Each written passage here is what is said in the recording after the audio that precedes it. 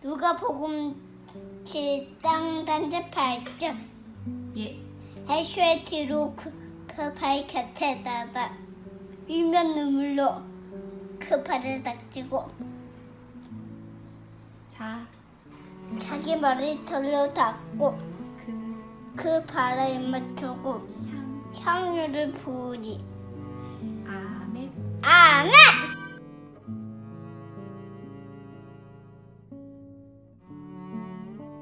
그의 길 교회 김영배 목사입니다. 오늘은 향유를 부은 여인과 예수님의 만남을 살펴보겠습니다.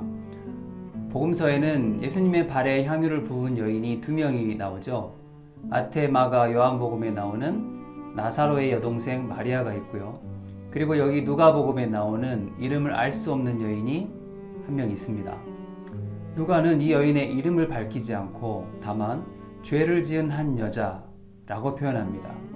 헬라어로는 하마르톨로스 귀네라는 표현이죠. 이 표현은 문자적으로 죄가 있는 여인이란 뜻입니다. 어떤 죄가 있는 것일까요? 구체적으로 알 수는 없지만 마을 사람들 모두가 알 수 있을 만큼 유명한 죄인이었습니다. 가슴에 아주 선명한 주홍 글씨를 새기고 있었던 여자죠. 그렇기 때문에 이 여인이 이런 공식적인 마을 집회에 연회에 참석한다는 것은요, 굉장히 큰 용기를 필요로 하는 일이었습니다. 모욕과 수치를 감수하는 일이었고요, 각오한 일이었습니다. 여러분, 그래서 그렇게 큰 용기를 내서 참석한 연회인데 그런 이 여인의 눈에 예수님의 더러운 발이 보인 것입니다. 예수님의 더러운 발. 여러분, 이게 잔치를 연 시몬이 일부러 예수님께 발 씻을 물을 제공하지 않았기 때문입니다. 예수님께 일부러 망신을 주려고 그렇게 한 것이죠. 여러분, 중동의 사교 문화에 의하면 잔치를 연 호스트는요, 잔치에 초대받은 모든 손님들에게 기본적으로 발 씻을 물을 제공해야 합니다. 그리고 손님들이 들어올 때 환영하는 의미로 뺨에 가볍게 입을 맞춰야죠. 그리고 오늘 예수님처럼 가장 중요한 손님 주빈에게는 특별히 향유 한 방울을 그 머리에 떨어뜨려 주는 것이 예의이고 관례입니다. 근데 시몬은 이 모든 것을 생략해 버린 거예요. 정황을 보면 예수님께만 그걸 안 해드린 거죠. 예수님을 초대를 해놓고 많은 사람들 앞에서 일부러 모욕을 주고 망신을 주고 있는 것입니다. 여러분, 그렇기 때문에 이 광경을 보고 여인이 견딜 수가 없었던 것이죠. 이 여인은 분명히 오늘 이 연회에 참석하기 전에 이미 예수님의 말씀을 들은 사람입니다. 예수님의 죄사함의 복음을 들은 사람이에요. 그래서 정말로 말씀의 은혜, 복음의 은혜를 누린 여인입니다.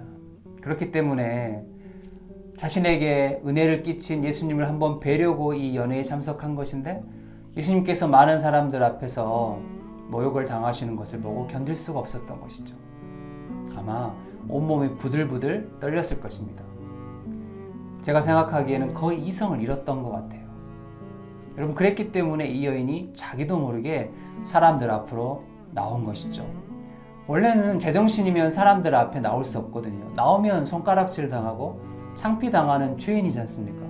근데 까맣게 잊어버린 거예요. 예수님의 더러운 발을 보고 견딜 수가 없어서 자기도 모르게 사람들 앞에, 예수님 앞에 나온 것입니다. 시몬이 하지 않은 일을 이 여인은 자기가 다 해드렸어요. 허들의 물이 아니라 자기의 눈물로 예수님의 발을 씻겨드렸고요.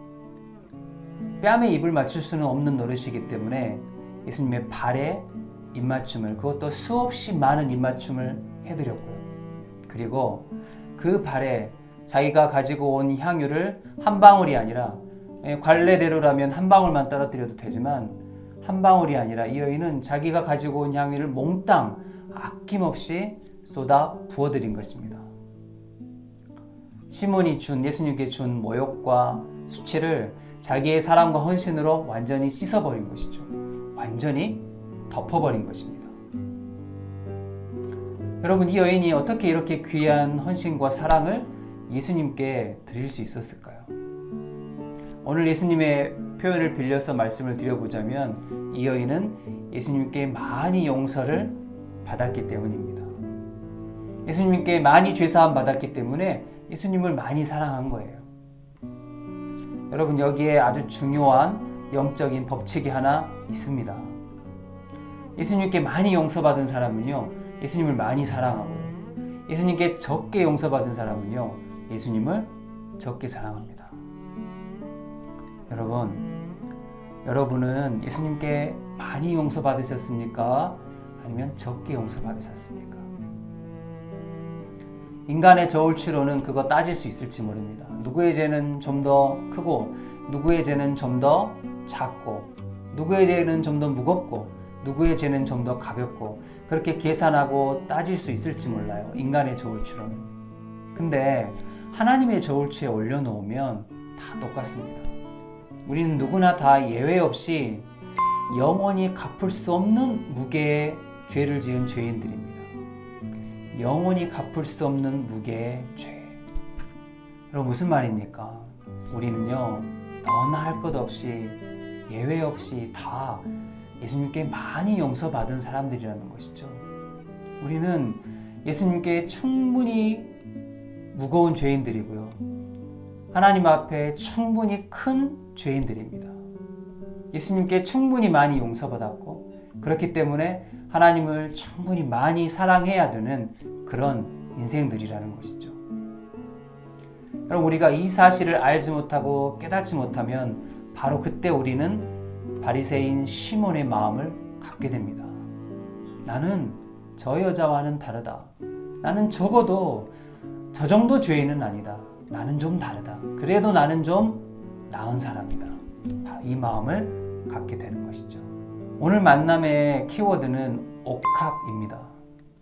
예수님을 만날 때요, 누구나 그리고 언제나 자신만의 향유 옥합을 들고 와서 만나야 합니다. 예수님을 만날 때, 주님을 뵐 때 누구나 그리고 언제나 그 앞에 엎드려져야 합니다. 그 앞에 엎드려져서 울어야 합니다. 많이 울어야죠. 나아가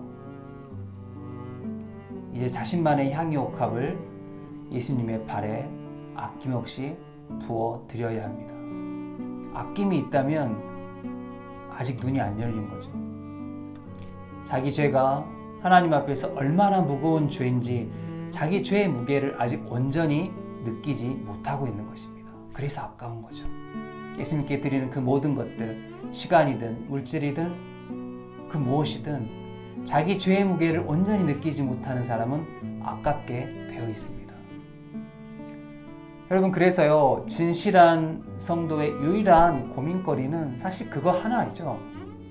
내가 이제 하나님께, 예수님께 아낌없이 부어드려야 할 내 인생의 향유 옥합은 과연 무엇인가? 아직 남아있는, 내가 부어드리지 못한 내 인생의 향유 옥합이 무엇인가? 다음 시간에 또 뵙겠습니다.